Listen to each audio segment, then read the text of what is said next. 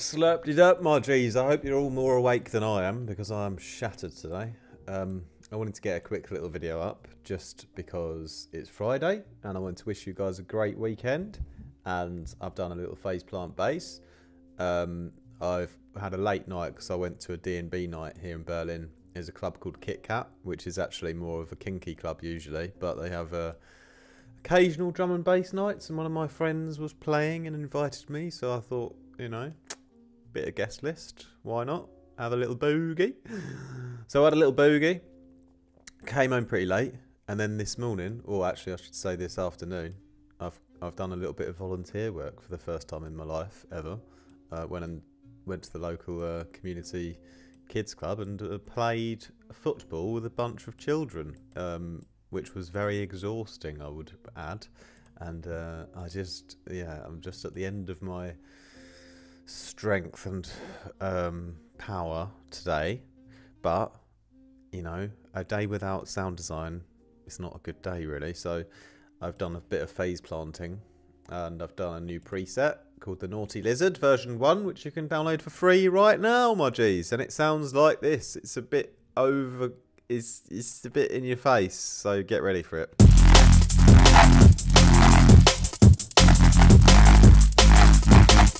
Oh, do you want to hear it one more time? Do you want to hear it one more time?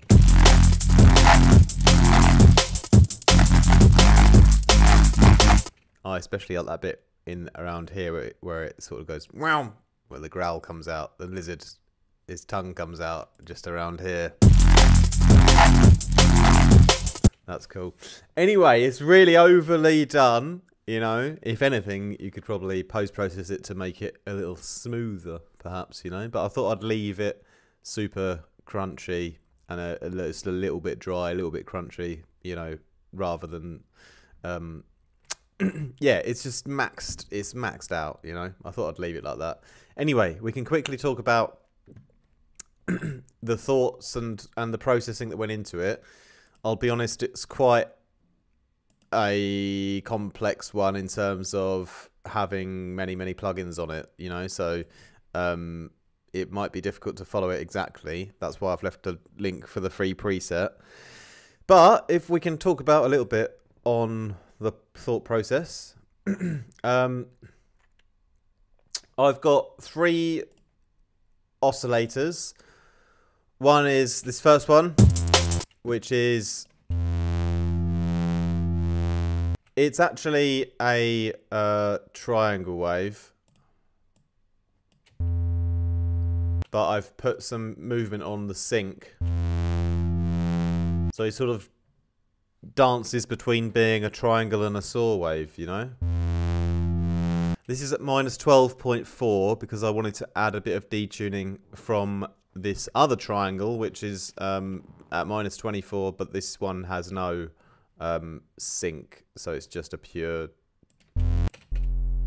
triangle wave. You know, triangles like sine wave, but with a bit of extra padding, a slight bit of extra harmonic content in the high end, so it can be quite a nice balanced wave to use often. Even if I take the movement off, there's a natural detuning happening already.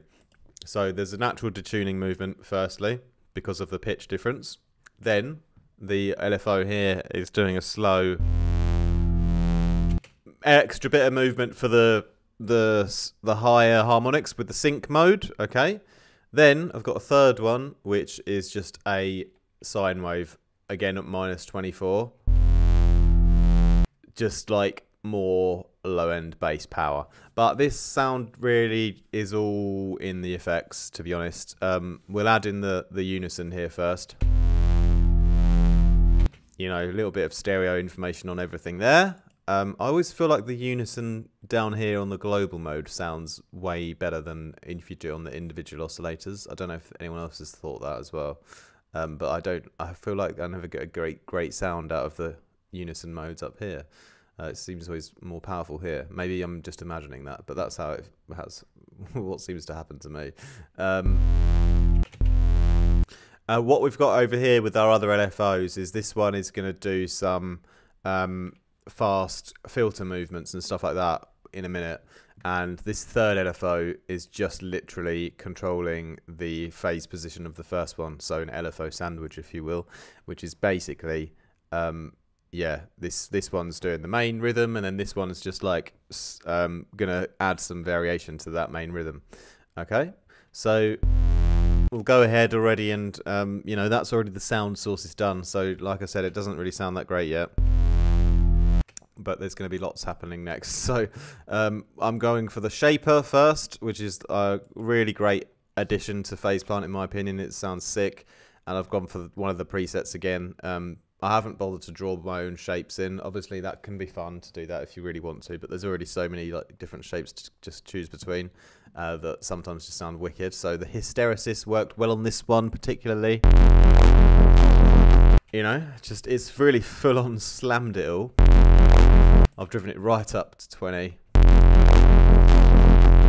Okay, so now it's like, you know, we need to start to rebuild some kind of, you know, shape to the sound all over again. Okay, so first thing, if you're in doubt, low pass filter it out. So a nice low pass filter, and I've done a massive modulation on the Q here, so it sort of scoops up as well, and the filter doesn't open up too high, so it's quite yeah, it's like it's taking out quite a lot of the high end.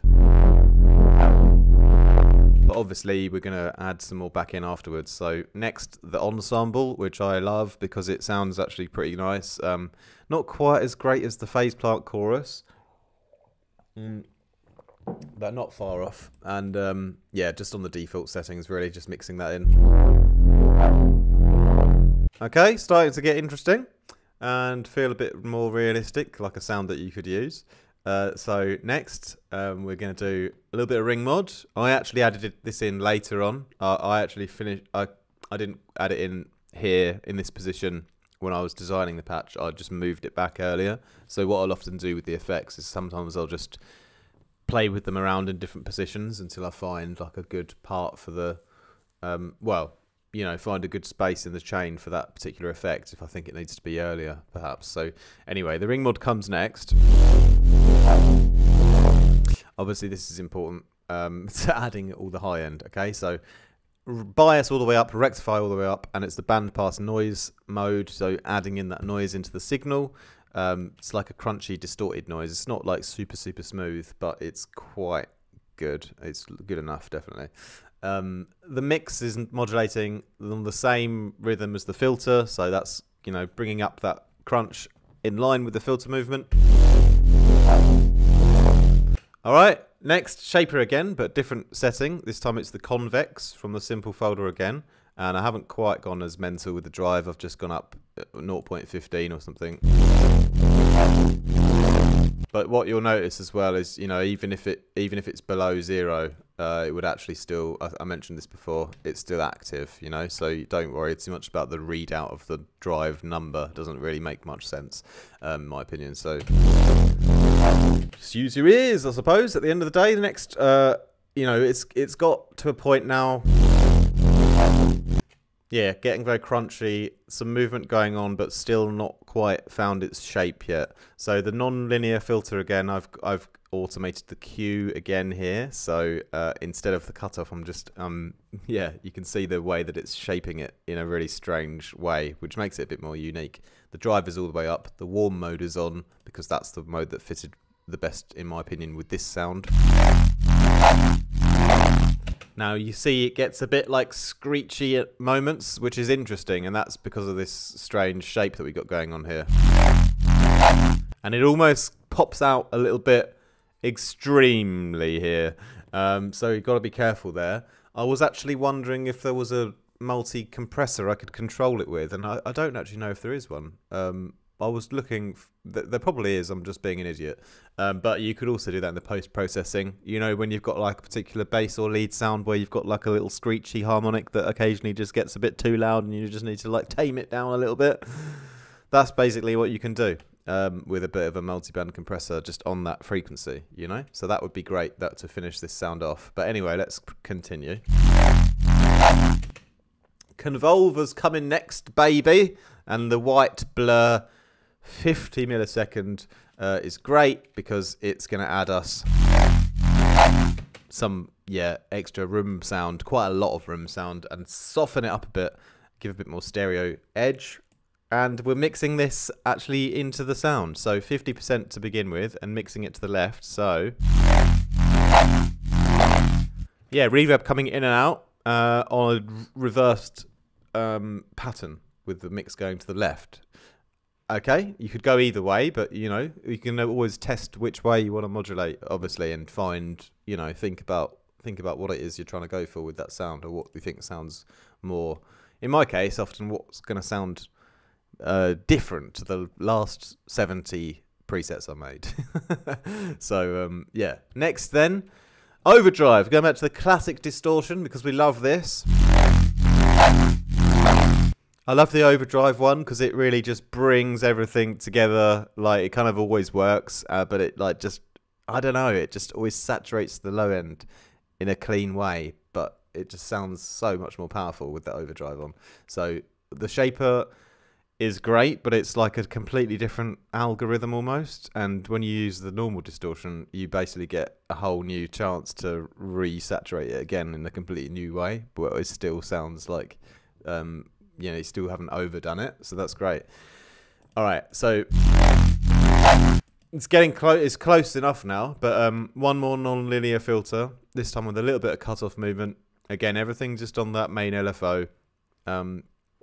You know, this secondary one, I've drawn some random things in. Again, I've just, you know, set the output of that to modulate the rate of this one. That's all I've done, you know, so it'll just be, you know, the rate of this one will just be a bit random, okay? It won't be quite always the same. And the speed macro actually controls the rate as well. If I want to, like, actually, you know, speed it up on purpose, like quick, more dramatically, you can do that there. And that's actually been already programmed into this loop that I made. I made it go a little bit faster on the second time round. And then, yeah, finally, then this, yeah, non-linear filter. It's one you could sort of take or leave. I did like that it added a little bit of extra interest in the mid-range with the way that it moves it around a little bit. Then we've got the 3-band EQ, which is doing a little low boost, which is something I don't often do, but there's so much high end in it already. I thought, let's try and boost the lows. And I managed to push it up about 0.7 dB or so. And then finally, you know, because I thought, you know, this is so, like, in your face, I need to, like, reverb it a bit more. So I've just done a couple of % with the Falkland Palace setting, which is a really nice, softer, kind of long reverb.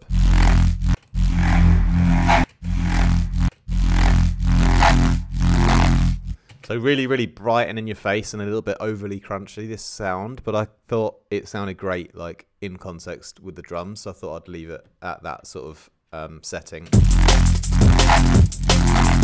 And again, like, you could just yourself, you know, go and post-process it a bit to clean it up a bit if you wanted to. For instance, here, I've just done a quick little bit of dynamic compression with the F6, where I've just selected a band here around 1.5K or 1.6K, where it is a bit more the treble, where it sounded a bit screechy, and just by controlling that with the compressor, you know, just taking out a little bit of those screechy harmonics if they're a bit too much, but you don't have to do that if you like them. But yeah, that's basically that. So that's the Naughty Lizard. Feel free to use it and enjoy it.